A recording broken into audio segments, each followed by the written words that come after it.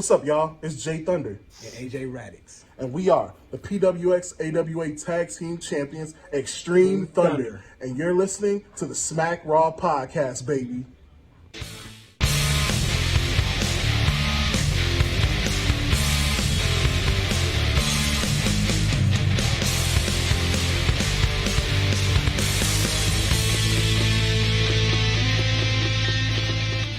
Welcome to the SmackDown podcast, folks. We are your one-stop shop for WWE, AEW, all your predictions, recaps, reviews, all that sort of thing. We chop it up like bros, and we have a good time here. I got Kyle with me tonight. How you doing, Kyle? What's up? I'm doing good, man. Doing good. I'm glad you're taking over the hosting duties tonight. It's my first time. I'm excited.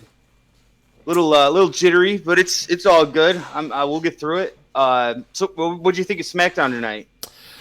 So I got to watch a good chunk of it. It was, it felt filler. It didn't feel bad, but off the top of my head, nothing really blew me away.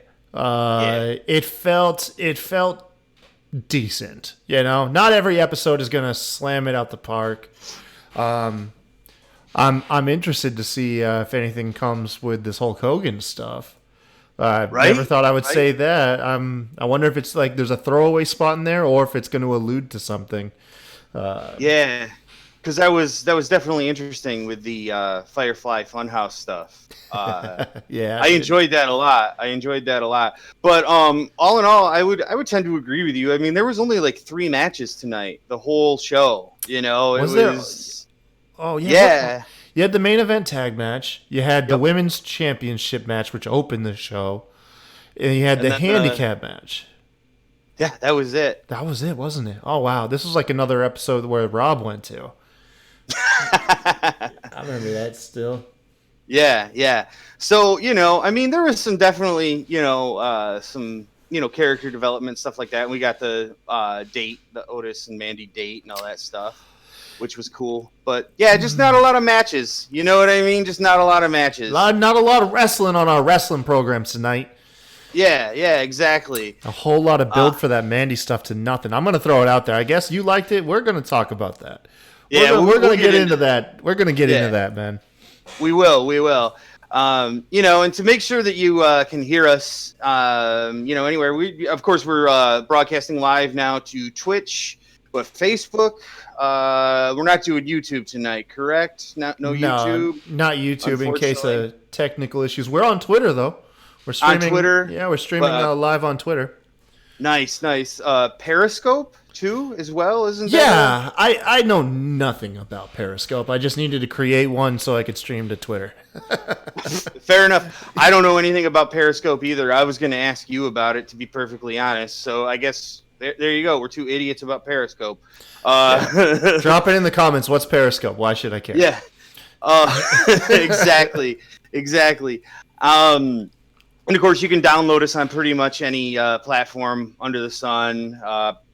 iTunes, Google Play, Podbean, Stitcher. Am I missing any? Spotify. There you go. That's a big one. Our number 2 platform next to Chrome, of all things. No shit. Yeah. I didn't know that. At least this month. Nice. Yeah. I thought it was cool. It was interesting. In January, it was an even tie between Apple Podcasts and Spotify on what people listen to us. It was an actual tie in the ratings. No shit. Yeah, it was crazy. I didn't expect that. Huh. Yeah, it's pretty exciting to see where we're going too. We went over all that. Have some exciting stuff coming up, some big milestones. I'm really excited about what's going on behind the scenes. Yes. Yeah, man. We're upping the quality of the show. Hopefully it's starting to come through piece by piece. Nothing drastic overnight. I got a new camera today. I can't wait to test this baby out. Still got to figure out the software on it. Got me a Canon over here. Can't wait. Yeah, Steven Larson, man. They told me, go out, get you a DSLR camera. So that's what I did. Technically, my wife got me this for Valentine's Day. But, she bought it with my money. Well, I guess I mean it's a thoughtful gift from your wife, from yourself. I don't. Everyone just tells me that's marriage. That's marriage in a nutshell, apparently. But yeah, whatever. But yeah, Kevin's audio is better. Thank you. Sebastian's slowly been getting his stuff better too. Hopefully, we're gonna hook you up with a new camera here soon. With my camera, might be able to hand you down the one that you're seeing over here, which I've really only got to enjoy for like a month. So, but it's a good one. Poor you. Poor no, me. I'm just kidding. No, I know.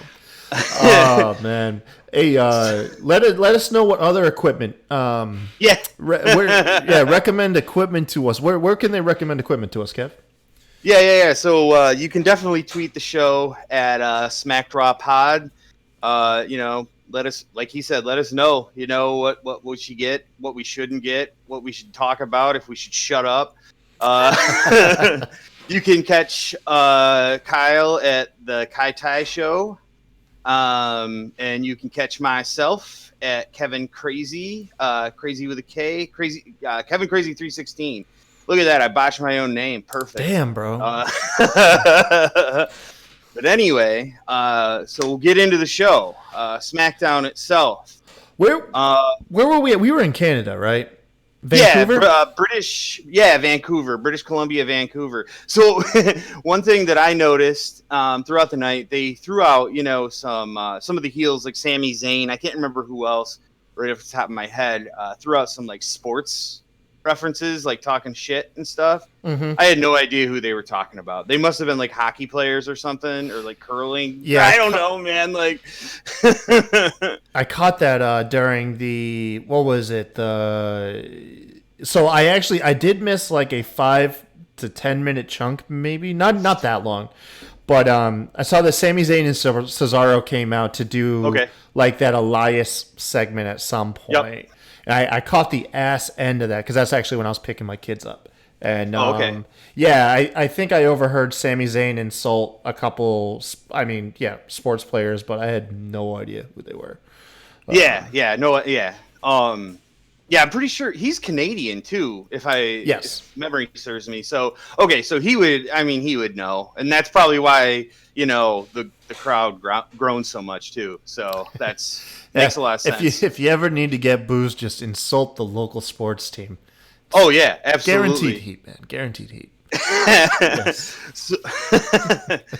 So we opened the show actually with a moment of bliss.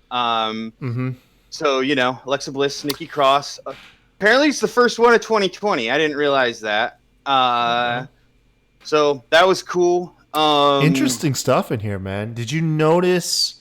Absolutely. I thought this was a great segment. You had Nikki and Alexa kind of talking over each other. For one, it was awkward with the celebrity crush stuff. Yeah. Not that it was like awkward, like, oh, we're guys who don't want to hear it. No, like the delivery was it was almost like they were ad-libbing. Like it felt like they were ad-libbing on air with no content. Nikki interrupted Alexa. She was like, "Who's your celebrity crush?" And then she goes, "Oh, I know who it is. It's Brad Pitt." And for one, I mean, granted, everybody knows who Brad Pitt is, but the guy's in his 50s now. Alexa Bliss can't be like 20. Like, granted, I know he's still an icon, but none of these, I don't know. I'm a guy. He could literally be her father. Man. Yeah, I hear you. I almost feel like that was like supposed to be awkward. Kinda. Did you notice that Alexa? They were talking in like the best friends angles about Carmella because she was the guest. Yeah, and then Alexa Bliss started to address what appeared to be what everyone was saying, how she would betray Nikki early on in their friendship. But before I thought that was great. Yeah, but before she could get into it, we had Bayley come out. Yep.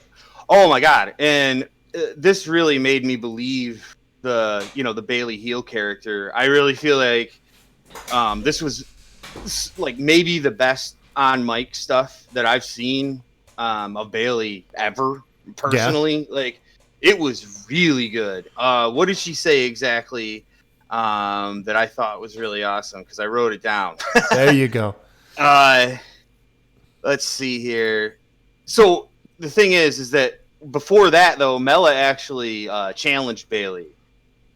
which of course she challenged her. Yeah, she won the Blah, Fatal blah, blah, blah, blah. 4-Way, I think it was. Yep, last week. Yeah, to earn the title shot this week, which was supposed to take place later in the evening. Yeah. But anyway, so Mella talks about how she's they used to be friends and blah blah blah, and she misses that. Bailey actually interrupts her when she's doing that. Comes out and just basically starts just talking shit essentially. And then she's like, "You're basically not even in my class. I'm the most dominant women's champ, on SmackDown." And there's an argument for that, She holds the record for the longest SmackDown reign, women's championship reign. So yeah, she's got that to her name. Exactly. Can't take that away right now. Yeah. Yeah. I mean, regardless of how you feel about Bailey, she's legit right now, and I feel like she's talking the talk, and she's always backed it up, in ring as far as I'm concerned. What just sucks is you look over to Raw and who their women's champ is, and it's Becky Lynch, I know. So you're always, as great as you are, Becky Lynch is easily she's honestly, argument to be made, the head honcho of all of WWE. Oh, right now in the women's division, absolutely. No, I'm talking like whole roster. Oh yeah, I would agree with that too. But I mean, women right now, no question, and maybe the whole thing, as far as the pop the crowd gives for her and stuff, I don't think there's anybody like it in wrestling right now. Still, that's how over she is. But what Becky Lynch, I feel like the only thing she hasn't done really is Ronda Rousey. She needs to beat Ronda Rousey one-on-one. Get that singles match. Yeah. Yep. But anyway, back to SmackDown. So then basically, Bailey and Mel, they say that they're going to have the match, and cut the commercial, whatever. They make it official over the commercial break, and they have the match. I thought it was a pretty decent match, a little slow paced at times, but there were some cool spots. The first near fall that I remember that Mella got, Bailey missed a cross body, falls down, starts to get up. Mella super kicks her in the face. 2 count. That was pretty exciting. There was a Bailey kicked out of a Hurricane Rana off the top rope, which was fucking nasty. I don't know if you saw that. I missed that. That was sick. I really liked that a lot. Yeah, a heads up to any viewers. I saw the show, but it was pretty much entirely via my cell phone while I was working. So I might as well have just listened to the show over the radio. It's pretty much what happened on my end. I got you. Yeah. Mella actually almost submits Bailey with, God damn it, I can't remember the name of the move. It's her signature Code move of Silence. There you go. That's what it is. Yeah, Carmella's, right? Yes. Yeah. Yes, Carmella's. Carmella kicked out of a Bailey to belly, I heard. Yes. Yes, she did. And I mean, weakest goddamn finisher ever anyway. Yeah. But whatever. It's still a finisher, and, she kicked out of it. So, I mean, but ultimately, Bailey wins the match with a 3 count. With shenanigans, she puts her legs up on the ropes, and the ref doesn't see it. So the classic heel stuff. Classic. Exactly.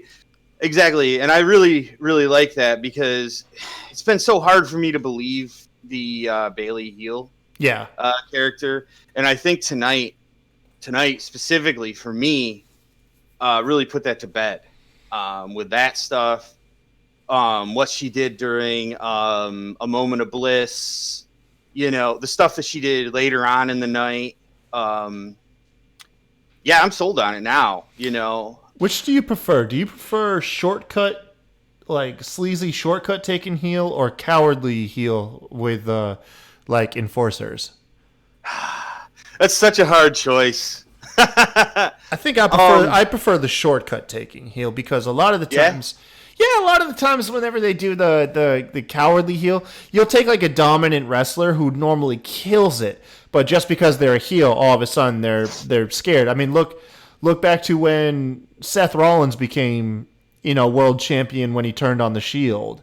Yeah. The dude was like a top wrestler on the planet, but because he was a bad guy, all of a sudden he couldn't wrestle no more, and he needed like Kane and J&J security, and all of a sudden. So I feel like unless you were already a weak wrestler to begin with, and you're now just finding the advantage, it sucks because it sometimes it just breaks the continuity, I guess. I don't know. I don't fucking know, man. I'm just feeling it. No, I hear you, but and I'm not even saying I kind of agree, but just to play devil's advocate here, just to put some good content out there. Yes. I say that the heel that gets the lackeys and stuff can work, and when it does, it works really well. I mean, you look at what they're doing with Jericho and AEW with the Inner Circle. Oh, shit, that's totally believable. You know what I'm saying? Like, Jericho doesn't really look weak to me. Those dudes make him look stronger, and he makes them look stronger. But I hear you. When it's done wrong, it can make everybody look fucking stupid, frankly. So it's because it makes the bodyguards just look like lackeys. They don't get to have their shit put over, and leader looks weak because he needs his lackeys. Yeah, man. But done right, it can be really awesome. Yes. Anyway, before everything is said and done with that match, Bayley does attack Mella for a minute, stands over her with the belt. Naomi comes out for this. That's right. Naomi comes out, helps Mella beat up Bayley. So obviously they're going to be the top two, and later on, actually, we find out they are going to have a match next week to determine number one contention. So that was a match set up. Yeah. Okay, yeah, because I saw the backstage stuff where at first Carmella demanded a rematch. Yep. Because of the obviously how Bayley won with the feet on the ropes, but then I saw Naomi making her claims because Bayley's never beat her. And then I saw that Bayley had announced that she will be defending her championship in Riyadh at Super Showdown. What an announcement, too. Yeah, that I'm actually really intrigued about that. You think she's gonna come out? You think she's gonna come out in a lame ass t-shirt? Probably because it's a WWE. Well, no, it's not. I mean, it's not just that. The Saudi stuff. Oh, you mean? Oh, I thought you meant like I don't know. In Saudi Arabia, like what they did for the match with Natalya and Lacey Evans. There you go. Yeah, I hope not, but probably. She can't show any skin. She can't show any skin. She's gonna have to wear like either a full body suit or they're gonna have to drape her in just like a fucking oversized t-shirt again. Hopefully, man. I'm not gonna get into the politics and shit. Just, man, I hope the crowd over there don't fucking throw shit at her. That was lame as fuck, man. Excuse my language, but that was lame. Last time they were in Saudi Arabia, for any viewers, I know a lot of people protest and don't watch the show. I watch it, but we don't cover it on air. Like I still end up watching them. But Natalya and Lacey Evans both had bottles thrown at them by the crowd, like water bottles. Totally gross. Yeah, man, it's ignorant. But you can't judge an entire populace because I mean, if you really think about it, that was a ginormous crowd that they were in front of, and it was literally one item thrown at them. So you can't judge the whole crowd based off that one asshole. Right. It just sucks to still see someone like that. That's all. Oh yeah. But it is what it is. It is. I think it's good to start building those bridges, though. Yes. I think that's more important. than the politics and everything else, and the blood money stuff. I mean, sure, but whatever. I think it's more important. That's the government. You know what I mean? Yeah. That's the government. I'm not going to attack an entire nation's worth of people. You know, that's the thing that we all fall into, and I'll touch on it lightly, just a little lightly. Just don't judge a whole ton of people off a couple assholes or off the government. You know what I mean? We'll leave it alone. That's some fucking thin ice to walk on there, but yeah. Anyway, just fucking be cool, man. Be cool and be nice to people. That's all it is. Yeah. Moving on. Yes. There is a little Corbin vignette, which Barg, with like the basically recapping what's going on with Reigns, fucking stupid ass dog food stuff. Yep. And they announced that Corbin has been fined for attacking the dude in the truck last week, and he's barred from competing tonight. Whatever.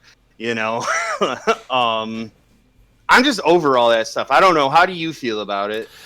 I'm ready for Corbin, obviously, and Reigns to get away from each other. I don't hate Corbin by no means. No stretch of the means. He's earned my respect over the several years.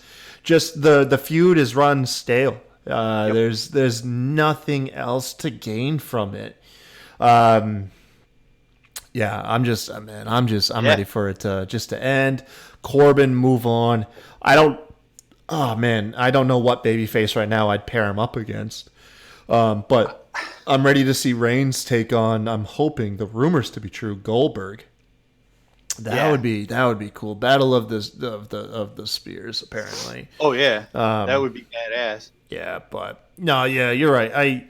I'm over it, man. I'm over it. Go ahead, move this on. Get in. Yeah. Just move on. Yeah, Corbin was banned from the arena from beating up, the production crew guy for running replays of the dog food stuff, and then coming out and dumping water or beer on a Roman Reigns fan.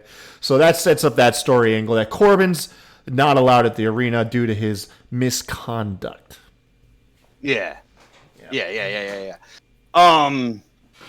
And also, throughout that time, we get a couple of shots of Mandy Rose. Well, in between some of these segments, shots of Mandy Rose, to the date with Otis. Yeah, she's just waiting in the. Otis left her waiting, man. What's that? Otis left her waiting. I couldn't believe that. I thought it would be the other way around, Yeah, Otis. But you obviously, because of where the story went later in the evening, now you see why she showed up first, because otherwise you can't write the story how you did.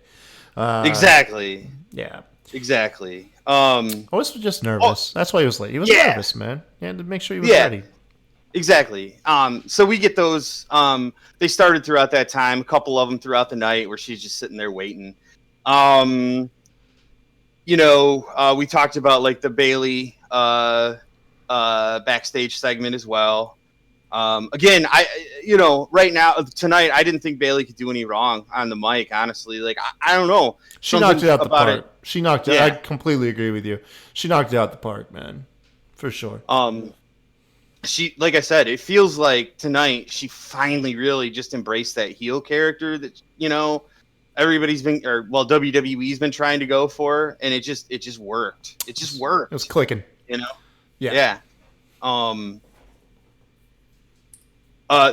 that's when she announces, the Saudi thing. We get a little Lacey Evans vignette about how she talks about keeping letters that she gets from fans with her for her matches, and specifically one letter that she got from a fan. Damn, wasn't this heart-wrenching, bro? Oh man, it really tugged at my heartstrings, honestly.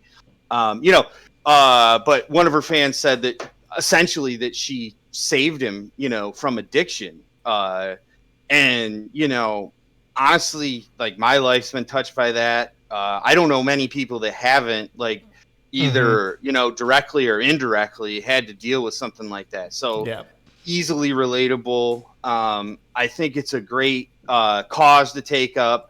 Because there's a lot of stigma around it. So big ups, to the WWE and Lacey Evans for handling this with some class. I can't recall the last time if ever. Now I'm sure I'm not saying they haven't. I'm sure they probably have at some point, but I can't remember whenever they had a like not necessarily like a spokesperson, but a role model specifically to speak out against like addiction, like to really hit it, like address it head on. And I'm starting to get the vibe. It's not so much for the face turn for Lacey. I saw some talk that first time when she was giving that promo about, how addiction is in her life, and people said, that she was using that to be face. I really think they're kind of using it like how she described it as the platform. Like Roman was using his platform to speak out against cancer, having Lacey Evans' platform to speak out against addiction. Yeah, I can't remember the last time, man, but I gotta say, it's tugs on my heartstrings. You hear stuff like that, because that's stuff that hits close to home for a lot of people. Absolutely, and like I said, not a better cause as far as I'm concerned, because not very many people talk about it, and when they do, there's still, like I said, there's that stigma. I didn't get that impression with what Lacey Evans was saying. It was really good, and like you said, emotional. Keep it up. I'm really digging where Lacey Evans is at right now. I will say one thing, and I hate to nitpick any bit of that, but in the letter it was quoted like, like following you is what's saved me from like addiction, but it's like Lacey's only been speaking out about addiction for like 2 weeks. I know. Yeah, that was the only thing that felt like a little over exaggerated. Like, I've been following you. I was like, well, she's only really been an advocate for this for not even a month. Like, you must. I don't know. I'm not going to get too much into that, but that's the only part that struck me a little odd. Not going to, dude. I'm not going to shit on anyone for fucking, for wanting to better themselves and also help other people better themselves in dire situations. So no, I'm not going to be that big of a dingus. So, but I hear you. Yeah. I mean, if you're going to nitpick, that's the thing to nitpick about. Yeah. So next, what we get is Otis texting Mandy, and he's like talking to himself, and he's like, heart emoji, eye emoji. It's hilarious. Heart eyes emoji. Yeah. And apparently Mandy texted him and said that she was going to be late. Otis is super nervous. He's got his boy Tucky. Tucky's there. Yeah, big brother Tucky. Oh, yeah. And Tucker's like, you got this, bro. She wanted to go on the date with you. Just be yourself. She likes you. It was inspiring. Tucker, I was ready to go on a date with Mandy Rose. Dude, someone is gonna fucking stab Otis in the heart, man. Somebody. Yeah. Once we get to the angle, we can start fantasy booking. Once we get to the payoff of the evening for it, but dude, someone's gonna hurt. This ain't gonna end well for Otis, man. There's no happy ending with this one, man. Unfortunately, I don't see it. And fuck you, WWE, for that. No. God, he's like the closest thing to we have like a professional wrestling Chris Farley. Like that's what he reminds me of, dude. Yeah. I can totally see what you're saying. Absolutely. Let's see here. Where did we leave off? Okay, so now we have the handicap match, which was Sheamus versus Apollo Crews and Shorty G. Yeah. Whatever. What's the point? Okay, so here we go. Okay, this is where. Come on now. Let's put on our logic caps here. Who's the faces and who's the heel? Who's it supposed to build? You don't put heels in handicap matches. What the hell, man? It makes you baby faces for one look like punks, okay? Yep. And then you're not supposed to root for the heel, but how do you root for two guys to beat up one guy? It doesn't make any sense. It doesn't make any damn sense. It never has. Like exactly. Who was supposed to look good out of this match? Who did this? It helped nobody. It was terrible. Fucking nobody. Now, I will say one thing, though. I think it was like literally 3 weeks ago. I was like, dude, where the hell's Apollo? Apollo Crews, and then he popped out last week. I can't believe like this. I've been using this podcast has been making me wrong so quickly. Like I predict about a month and a half ago, I said you could never boo Randy Orton, and then he cripples an already crippled Edge. And then I start saying like, "Hey, where's Apollo?" And then he pops up to just get his head kicked off from Sheamus 2 weeks in a row. But what's the point of a handicap match if the heel is the one fighting uphill? It literally helps nobody. Sheamus. And why do you want to bury those guys too? I don't know. You know? I don't know. Look, Shorty G, Apollo Crews. Welcome to main event. That's where you guys are going. No shit. Sheamus is barely getting attention now. He barely is drawing attention to. We were fucking hyped for Sheamus to return, and now look at it, man. It's so we can watch him beat up goddamn Shorty G and Apollo Crews week in and week out. Give us a fucking feud, man.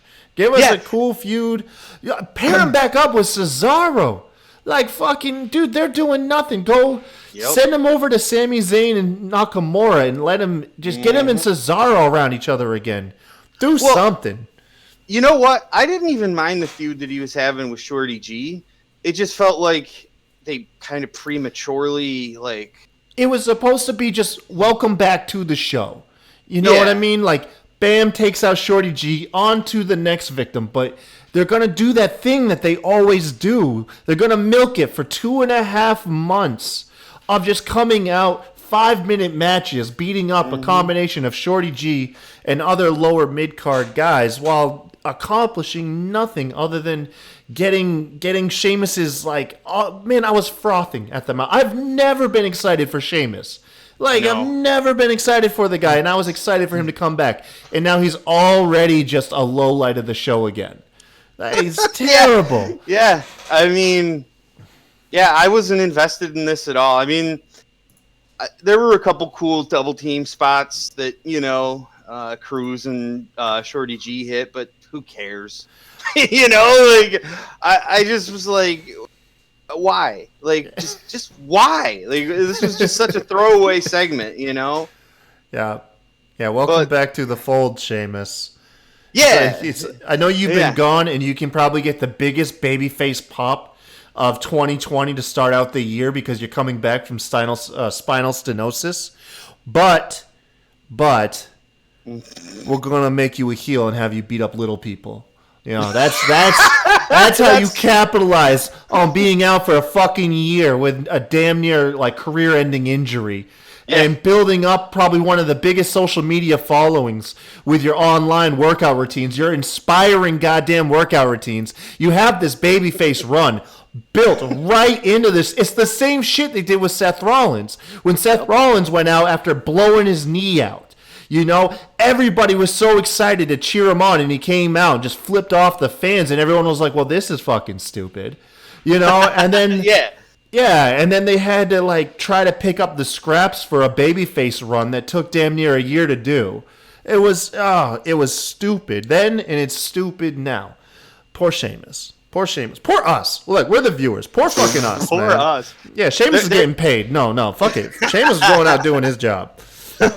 Poor us. There you go. There you go, folks. A patented Kyle rant tonight on the Smack Raw podcast. No, man, I fucking loved it. Keep it up. But then after that debacle, we get the reminder of the Mandy Rose stuff. Sitting there waiting on Otis. Then come back and we get a short Goldberg vignette. Just going over his history. I thought it was cool. I remember watching him, back when I was a kid. I'll tell you this though, during the Monday Night Wars, like my friends and I were like loyal WWF. I rarely watched WCW because I was just a dipshit. I was in some stupid clique of kids that hated WCW, so I had to hate it because of my friends. But I remember watching Goldberg. And he was one of the ones that I actually really liked. To be honest with you, so that was man. cool. Gave me and the he was nostalgia homegrown feels. too. He was Yeah. like arguably Exactly. WCW's only homegrown star. Yeah. Yeah, like, well, DDP. I would argue DDP. Oh no, very true. But those might be the only two, in all seriousness, because, a lot of dudes either use WCW as a stepping stone to WWF, Right. or they were like, had enough of WWF and went to WCW, but yeah. And then, he's talking about his future, the match that he has with the Fiend at Super Showdown. There was some Fiend stuff in there. My prediction for that match is Goldberg is gonna fucking die. Like, Yeah, man. I don't like he's. I mean, listen. The Fiend's gonna eat a spear and jackhammer and kick out at one. Yeah, he's gonna I mean- bury Goldberg's spear and jackhammer. He's gonna no sell the shit out of it. Yeah. And I just hope Goldberg can sell fear, like, because this could be ruined if Goldberg cannot sell the fact that he is terrified. Because, like, that he has to have that moment of realization. Oh, this is different. This is very different than what I've been accustomed to. This is different than when I went through Kevin Owens. This is different than when I went through Brock Lesnar. The Fiend has got to be a different beast.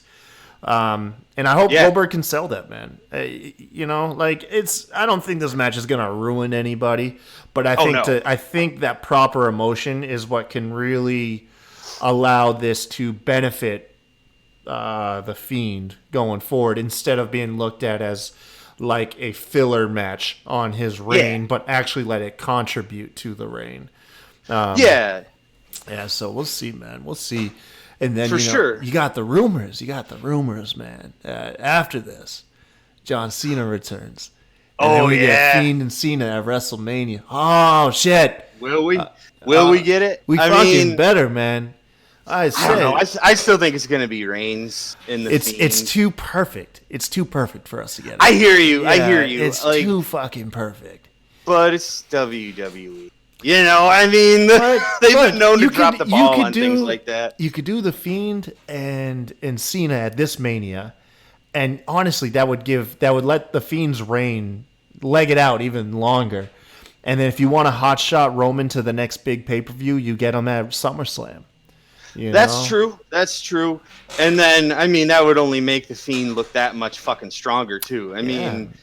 It would complete his list. The Fiend's he's only got two more names, I would think, on his list. That's got to be John Cena and Randy Orton. And then from there, there's really no more revenge list for Bray Wyatt, I believe. I think he's kind of done it. You can build some natural feuds, but having him with that revenge list, it really needs to.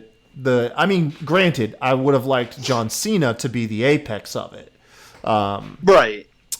Just because of that Mania match.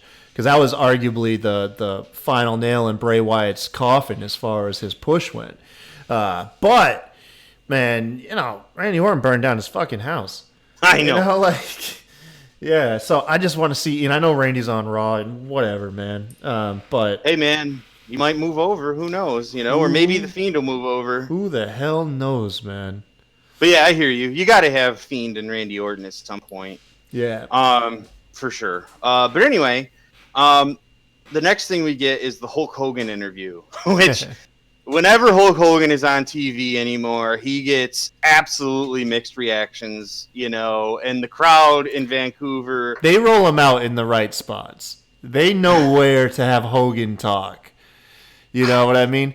It's not like they're rolling him out like, in California or not anymore. Any liberal states. You know what I mean? They did once recently, like within the last year or so, and it was ugly. Yeah. He did go over like at the Raw reunion at when Mean Gene Okerlund passed away. Yeah. I thought he cut a killer promo. Yeah. And I get it, the mixed reactions. I didn't think the Vancouver crowd was having it. I thought it was like... Well, his delivery was awkward. Oh, It yeah, sounded like he was good. reading a script. He sounded like a parody of himself. Yeah, that's it was cheesy as fuck. Honestly, I thought like it almost sounded like it was like pre-recorded. You know what and they I were was- like hitting a button for his responses. You know, They should have rolled him out with that sick ass beard that he showed on social media the other month. oh, I didn't where see that. Yeah, man, he had like a full white beard. He looked like he was getting compared to because he looked like Randy Savage. Oh, Jesus. During Randy Savage's final years, he had that giant That's ass awesome. white beard. Yeah, had they rolled Hulk Hogan out with that look, I bet people would have popped. But they're gonna do it. They gotta capitalize classic look. You can't mess with that look at this point anymore. But Oh yeah. but no, so he hops on the mic. He's giving the generic interview. Like I said, he sounded like a parody of himself. Oh yeah. It yeah, really wasn't good. sounded like a script that he was reading like off on air. But it was really to hype up the Goldberg and Fiend match, and then they cut to the whole public service announcement, the NWO theme, because to set the scene, I popped so hard for the NWO. Yeah. By the way, like that's when I did start liking WCW. Because I'm sorry, I don't mean to cut you off, No, but I you're just good. want NWO was so awesome. Listen, I have a story about the NWO, and I wanted to tell this because I thought it was a really good time. When I was in high school, I want to say I was like 9th, 10th grade. So I was like 14, 15, somewhere in that neighborhood. My buddy and I went trick-or-treating. You know, we were a little old for it, whatever. But he fucking dressed up as Sting. For Halloween, like WCW Sting at the time, you know, so he had all the face paint on. Surfer Sting or the Crow The Crow Sting. Okay. So he looked badass, you know what I mean? Like, but this was like at the height of the NWO, and there were these older kids in school that like, were so into NWO, like. They wore NWO shirts together all the time, and they all fucking dressed up like the NWO for Halloween. And they saw us out, and they threatened to kick his ass because he was dressed up like Sting. Like, he literally was like, no, I'm Sting after I joined the NWO and shit like that. Hilarious. So that's how deep the NWO runs for me. Well, the NWO was arguably the only cool thing to come out of WCW in the 90s. Like, Yeah. you know, post Fair enough. like Attitude Era time, you know.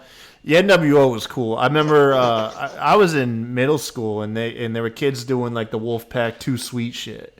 Yeah. You know? Sorry, my cat fucking knocked something over. I Scared heard the it too, shit man. out of I me. heard it. I thought someone broke Dude. into your house, dude. I was like, fuck. No, there's like Just- there was no, he just knocked over some boxes. I was like, what the fuck? But anyway. yeah, man. But by the way, with Hulk Hogan, apparently that dude, when they do satellite interviews from his house, apparently that guy's just got a merch stand in his house. Right? That's the second time that he's just had a whole bunch of titles and freaking like shirts. Like Hulk Hogan's selling merchandise out of his house, man. Got to make up that divorce money. Well, actually, no, he doesn't, because he got that. Who the hell was that? Oh, Gawker. Gawker, right? yeah, he got that Gawker money. Never mind, he's good. Yeah, Oh my he's God! good. If you want to be really pissed off at Hulk Hogan, watch that Nobody Speak documentary on Netflix. It's all about what happened, and he's a fucking asshole.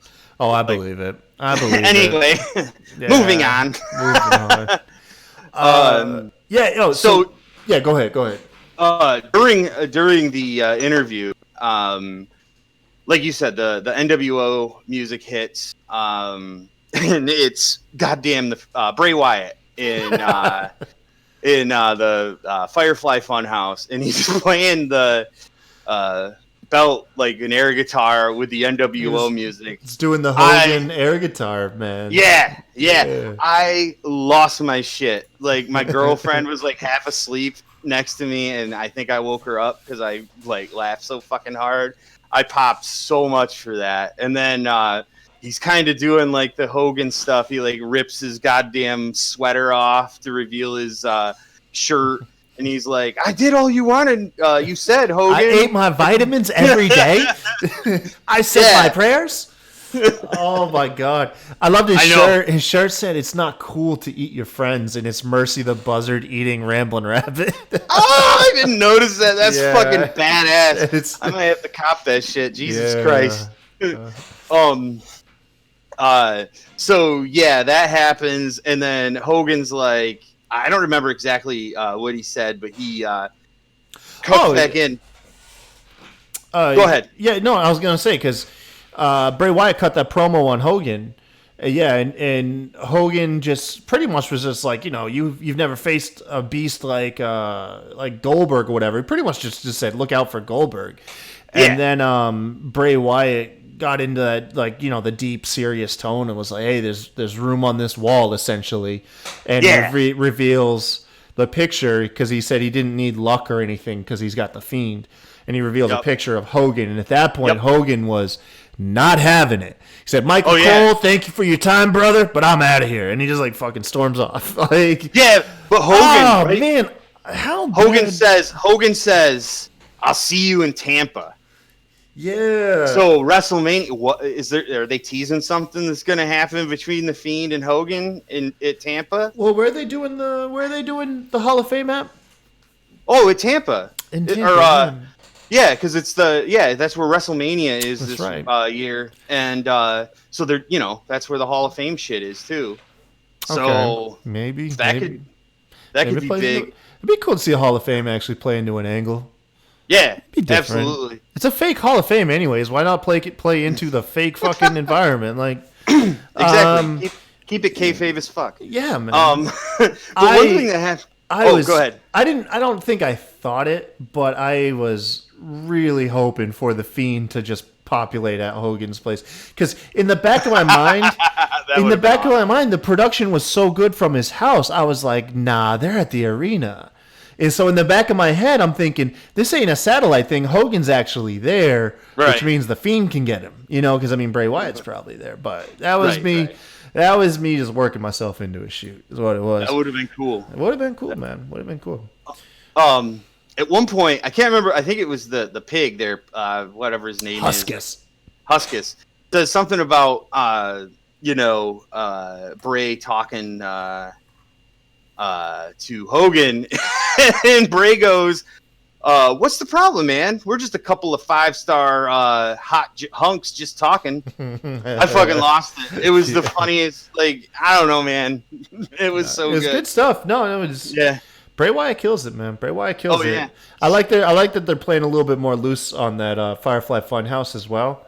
To not let it get so stale. To let it they've loosened up and they've done the news. News segment, and now they've done played off the NWO service announcement and stuff. Mm-hmm. Yeah, man, I'm all for it, man. Yeah, no, for real. It's still killing it. And the thing is too, for me with that segment, when Bray kind of came in, that's when obviously that segment took off. And even with the banter back and forth between Bray and Hogan was good. As far as I was concerned. It was just that, like you said, that's the start of it, the Hogan interview. It was just cheesy. It wasn't good. It's Hulk Hogan, man. Dude's old as hell. Him and Ric Flair still going. They want one more match. I think Hogan said he wanted to face Vince McMahon, who's in his 70s. These guys, granted, we cannot judge. I imagine their profession is like a fucking drug. You know what I mean? Yeah. And it's something that you'll live with the rest of your life, even when it's over. Oh, yeah. So I can't judge it on that, but it's just crazy hearing Ric Flair said that he's been medically cleared to bump again, and then Hogan saying that, he wants one more match because he doesn't want his final match to take place in TNA or Impact. And it's just damn, dude. Don't do it. Yeah, man. I don't know. Come back. I don't know what you're going to do, man. First of all, what do either of those dudes have to prove to the industry anyway? I hear what you're saying, wanting to go back for one more round. I can't say that I wouldn't want to. if I were in their situation. You know? But since I'm not, I can tell them that they're dumb, Yeah. and that they shouldn't do it, and it's like, dude, just, like I said, they don't have anything to prove. They're they're household names in and outside of pro wrestling. I mean, they're Mount Rushmore figures. You know what I mean? They're Mount Rushmore figures, whether you like it or not. They really are. Yeah, I mean, Hulk Hogan specifically is like one of the biggest celebrities of all time. You don't even need to be a wrestling fan to know who he is. Oh yeah, absolutely. That's just the truth behind it. Yeah. But anyway, then we get a short segment about The Rock, basically announcing that his daughter, is signed, and is reported to train. She could be the first fourth generation WWE superstar potentially. Yeah, that's kind of cool. And I understand she's like super fucking young too. She's only like 18 or something like that. I would imagine so. Yeah, I would definitely imagine she's young. But I mean, you get into it when you're young. Yeah. So potentially a really bright future. I mean, look, if there's anybody that can get doors open for you, it's the fucking Rock. You know what I mean? Oh yeah. So, yeah, like, dude, she can do anything. Like that girl has got at least a foot in the door anywhere she wants to go on this damn planet, just about. And not saying that she'll find success because of her dad's name, but she'll definitely be given opportunities to prove herself. Oh, for sure. So we'll see. We'll see, man. And I don't have a problem with that. No. I don't know why people get pissed off about celebrity parents like giving their children opportunities. Like, I think any parent would do that. That's why we work hard to give our children opportunities. Exactly. Exactly. Yeah. No. I mean, it is what it is. But yeah, exactly. And I wish her all the success in the world and good for her. It was cool. But anyway, come back, and then we have Cesaro and Sami Zayn coming out. Or I think they're in the ring, actually. Okay.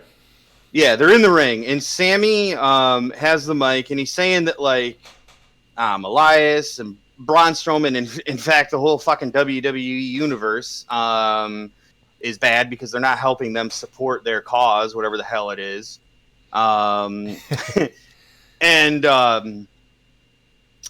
Like, through some of the shit, they're giving him the Stone Cold What chant to fuck with him, which I thought was kind of cool. I popped for that. I understand a lot of people think it's overplayed and don't like it. I don't care. I love Stone Cold. I like it. I like it when you're doing it to like a heel. It's ignorant when you're doing it just to interrupt, like hijack the show. You know what I mean? Doing it because someone has poor English, or doing it because you're just plain bored. That's when it's like, fuck off. But like doing it when, it's obviously to try and heckle a heel, that's why it's there. That's why it's there. Yeah. And I thought it was an appropriate use of it in that case tonight, because and they weren't even like doing it like in the middle of his sentences or anything. They'd let him deliver the line, they'd go what, he'd deliver another line, what, so it was I thought it added to it more than it ever detracted, tonight. But then Sami Zayn starts like warming up, and it's kind of funny, he's like clearing his throat and going like me and stupid shit like that, and it was I don't know, I laughed. But then they just get started ready to play, and then you hear the Elias guitar strum, and it's like finally Elias gets one over like in that way on somebody. Like, how many times can Elias be interrupted? Yeah, he finally got to give it back for once. Yeah, and it was awesome. I saw this shit where so Cesaro was playing the cowbell. Yes. And Sammy tells him needs less cowbell, which dude, you knew what you were doing, Sammy, because that crowd got lit up, dude. They just started chanting needs more cowbell. Cesaro had an opportunity to play into it, but no, he did what he's supposed to do as a heel. Yep. So he chucks the cowbell, everyone boos. there's a brawl that ensues, and then eventually because they start to brawl with Elias. So Braun Strowman comes out, he runs him off, and then they launch a fucking security guard. Nasty. Holy shit, man! They threw that dude so far. But yeah, that was kind of just a reminder, like, hey, these people are fighting. Braun Strowman's your Intercontinental Champion. Let's move on. You know? Yeah, and I'm cool with keeping that feud going between those guys. And to be honest with you, I thought that this was a solid segment. However, this is when I started to really notice that there wasn't very many matches on a wrestling show, and I was like, bro, like, not that a lot of this stuff isn't good, but like have a fucking match. You know what I'm saying? Like a good match, It's not even a go-home show, is it? Like, no, we still have... We got next week, and then it's the week afterwards where they're doing the Super Showdown. Yeah, you're right. Because isn't Super Showdown's on a Thursday, isn't it? Yeah. So it's 2 weeks from yesterday. So yeah, you're right. So next week would be the going home show for it. Because I was almost thinking maybe that's next week. But yeah, you're right. Yeah. So what the fuck? I don't know, man. Like any other week, frankly, this would have been like one of my favorite segments of the show, because I thought it was great. I thought the heels did really well. The faces got over. The heels elicited the boos that they were supposed to. There were a lot of really, like you said, the moment, the cowbell thing, the crowd picked up on that. Cesaro did exactly what he was supposed to, which fucking ruled. But yeah, I was feeling a little fatigued by it all and just wanted to see some wrestling. Yeah, man. Who would have thought we'd want to see some wrestling on our fucking wrestling show? But we did, right? Oh no, we got the Mandy Rose and Otis stuff up next. So yeah. So this is where I'm gonna get into this, man. Although this actually, I don't really have anything too terrible to say, but what a fucking tease for nothing. Like weeks of build towards this. You got 2 weeks of build for this date, not to mention months of the whole fucking teasing back and forth, and then we finally arrive. Otis is going to the restaurant where Mandy Rose is waiting for him. And like all fucking show too. The whole goddamn show, right? And they so they're doing, obviously not in real time. This is all pre-taped production because you have a lot of cutaways in between Mandy and then Otis. It's almost like one of those things where they're pretending that the cameramen don't exist. And so Mandy Rose is sitting there waiting while Otis gets ushered into the restaurant, and Mandy is sitting at a table. A hand appears on her shoulder. We assume it's Otis. It turns out it's Dolph Ziggler for some fucking reason again. And we cut back to Otis, who now enters the dining room, and he spots Mandy. And now at this point, Ziggler is sitting across from Mandy at the table. Otis, heartbroken, drops the roses, leaves, and that's it. No. Tune in next week, apparently. We didn't even have him say tune in next week. It's just that's what it's going to be. Tune in next week when it might get continued. We're going to get this fucking Ziggler feud with Otis. And then it's probably going to be Mandy turning heel on Otis, like, cuz you can't write this off that they're going to create this relationship that'll last, months on end. It's gonna turn into Mandy chooses Dolph over Otis. That's what this is gonna turn into. I'll tell you what. Lame as fuck, man. Oh, you didn't. I mean, lame, bro. It was lame. You know what I really wanted tonight, though? I wanted Otis to beat the shit out of Ziggler. Like when he saw that shit, like I wanted him to go over there and completely ruin it. Yeah, like slam him through the table or something and like throw the flowers on top of him. That would have been badass. I was thinking it would have been a good chance for Otis to show his confidence because he'd been nervous this whole time. Yeah, and he could have just walked up and be like, "I believe you're sitting with my girl," And I'm not going to do an Otis impression, but along those damn lines, That's That's true. It could have just been used to be like, oh, Otis finally found his confidence because that's something he struggles with this character. But no, this is gonna be heartbreaking. Mandy Rose is gonna become the biggest damn heel in WWE. No question. She betrays Otis. Well, that's what I'm trying to say, man. Like, that's what I like about it long term. Like, Mandy Rose will, like you said, be the biggest heel in WWE. If they, pair Ziggler with her in that way, he'll be the biggest heel in WWE. Maybe that's something you could do with Roman Reigns down the line. You know what I mean? Because Ziggler's going to get nothing but boos. You know what I'm saying? And that's even if the crowd damn cares, man. That's all I'm worried about is if the crowd even damn cares that he's involved in this feud at all. Like, I don't know, man. I am now getting to be like skeptical of this. I'm hoping so. Best case scenario is you have a huge face in Otis come out of this and a huge heel in Mandy Rose. Is what I am thinking. And I'm sorry for anyone watching YouTube and me looking at my phone. I'm just trying to get to the questions thread. But yeah. So that's best case scenario in my mind is Mandy becomes that huge heel because she already plays a good heel. Notice, but we'll see. Tonight was a huge letdown. Months of gradual build, and then 2 weeks of direct build towards this moment, and it concludes with not even a 2-minute segment. And I think that's really what caught me. Wasn't even like what took place. Is the fact is. We finally get to the moment they've been pushing forward to all night, and it's literally like 2 minutes, if that. Yeah, it's like the shortest segment of all night. It was almost like they didn't know what they were going to do until they started airing the show.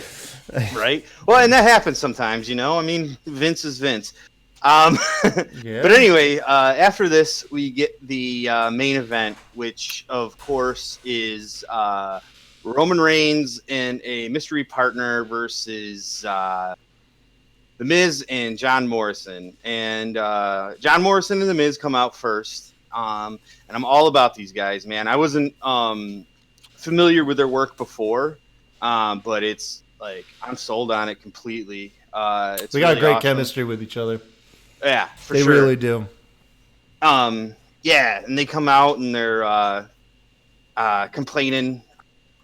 What was it that they said exactly? I missed a little bit of this, like I told you before we started. I was listening to it. At this point, I was just getting home with the kids and putting them to bed, but I still had everything playing. Miz was just pretty much just saying that him and Morrison are already like pretty much the greatest tag team in 2020. They're going to be like the biggest stars going forward. You know what I mean? Miz online has already pushed his campaign that he needs to be headlining WrestleMania in Hollywood and stuff. So essentially, that these guys are just the here and now is what's going on. Okay. Yeah, that's right. And one of them said something about Reigns not being able to do anything without the Usos or something like that. Right. Lately, and so whatever. Then Reigns comes out. He just comes into the ring and stands there for a minute, and then we get Daniel Bryan's music, which I thought was cool. Give me more Daniel Bryan every week, as far as I'm concerned. I'm seriously, he's one of my favorite guys right now. Definitely on SmackDown. And they kind of lack in good baby faces over there. I mean, really, Roman Reigns. That's about it. Know what I'm saying? Roman and Daniel. Yeah, they're really the only two big faces. And they're good. Well, I mean, say what you will about Roman Reigns. I understand. I didn't have to go through that. But, Bryan's definitely totally legit, and so, we get that match, pretty decent. Let's see here. Oh, and the big thing in this match, of course, is that they're pushing the Roman Reigns Corbin feud. Yeah, because Corbin know? appeared. He did the whole thing where he appeared in the crowd. He's a ticket holder. He went and got a ticket because he's not allowed to compete tonight or be here as an employee. So he went and got a ticket to watch the show, which pretty much spelled out what was going to happen, man. You had a good match back and forth between the two teams here. Miz and Morrison obviously got the great chemistry. Roman and Daniel work pretty well together too. Daniel Bryan makes anybody look good. He's one of the all-time greatest, hands down. In the end, it was, what was it? A DQ finish, I want to say. I can't remember exactly who went over because I was literally setting everything up. I just do know that it doesn't even matter really because it really just culminated with Baron Corbin because that was the story, was pushing the Corbin Reigns stuff. Everything else was fodder for the feud that nobody wants to continue. Corbin comes out, attacks Reigns with the scepter. They have his damn, what do they call it again? His like throne, but it's called something like a sedan or some, I can't remember. Oh yeah, that's right. I can't remember what it's called either. Cause I like, that's when I started coming back in. Cause I heard Graves say something like, he didn't get the royal entrance, but he gets the royal exit or whatever dumb thing. They had his throne essentially on standby at the top of the ramp. Yeah, he came down, hit Reigns, bam, cool, build the feud again for the cage match. Miz Morrison and Daniel Bryan were there as fodder for this feud, so there was really nothing important going on there as far as development with that team or with Daniel Bryan. That was pretty much it. That was to top off the end of the night. In what was a very filler episode. Like I said earlier, not terrible. I mean, for me personally, the low light would have to be, like you said, the lack of matches and then the lack of payoff / continuation of the Mandy Rose Otis thing. That felt like literally there was nothing. Like it was just nothing. But I mean, it felt filler. There was really no significance. The most significant thing was the back and forth between Bray Wyatt and Hulk Hogan, I think. Well, I think that the setup for the women's championship stuff was. Yeah, no, I stand corrected. You're right. Yeah. I really dug all the women's segments tonight. Actually, I mean, minus maybe the Mandy Rose stuff completely, but definitely, the Carmella, Bayley. Naomi, bro. Christ. Come on, feel the glow, Kev. Feel the glow. Yeah, sorry. That stuff was solid. That was really, really good, and I was into all. The thing that I thought about it, man, was that like all the segments were good, and any other week, that I would have watched wrestling, that had more matches in it, I would have taken those segments. Any day of the week, but too much too close together. Yeah, give me like 3-4 more matches, a couple less segments like that, and stretch them out over a couple weeks, and I would have been, really satisfied. But as it stands, I'd probably, on a grade for tonight, I'd probably give SmackDown like a C, man. Probably give it like a C-, honestly. C-, maybe. D+. You tried. Not really. Actually, like the complete opposite. Is like you didn't try. You got through it, but I can see the lack of effort. Well, the thing that really sucked for me about it is the sum of its parts equaled fucking less. Like it was just like I can't complain about any individual segment really all that much. Maybe except for me the handicap match, which was just fucking stupid. That was stupid. But what's funny is it was probably the best wrestling of the night. It was the best. It was like some of the best wrestling of the night. The Gable and Cruz actually worked really good together. Yeah. I wouldn't mind. I mean, it'd be a weird tag team, but hell, I've seen weirder tag teams lately. So it worked better than I thought it would. So yeah. Looks like I got one question for the show. Oh, okay. Cool. From Vince. Looks like just the didn't put the post out in time for it to gather steam. But apparently, this was something I only heard one time, but I wondered if it was intentional, and I guess it was. Apparently, there was multiple static issues tonight. Oh, I noticed that too, and I was gonna actually bring that up to you to see if you noticed it or like if you thought that it was... I heard it. At one point, I was like, "Why does it sound like someone briefly changed the channel?" Like, like during a segment, like I definitely picked up on something interrupted the production for a brief moment, and now that Vince has mentioned on it, I was like, okay, that's obviously intentional. So Vince is saying, do you think this is a tease for something, or is he reading too much into it? I mean, gotta believe it's intentional. I refuse to answer because Vince is a cop. No, I'm just kidding. Nah, I totally agree. I think it's intentional because I remember, when I saw it the one time, I was thinking, holy shit, is The Fiend going to come back? Because that's totally like in line with the shit that they've done with The Fiend before. Like the one episode, I don't remember, they did like keep flashing like kind of like Fight Club pictures of The Fiend on screen, so it makes sense. But who knows? Maybe it's something else. Dude, watch it be The Fiend and he jumps John Cena. We can only hope. But yeah. All right, man. I mean, but that's pretty much our show, you guys. I'll go ahead and I'll sign us off here, bro. No, I'm just kidding. It's fine. Tune in Sunday night. I think it's me, you, Kev, and then RN. Where us three we're going to cover Takeover. So I got that lineup official. Unless Vince throws himself in there again, I don't know what'll happen then. But it's just So tune in for that.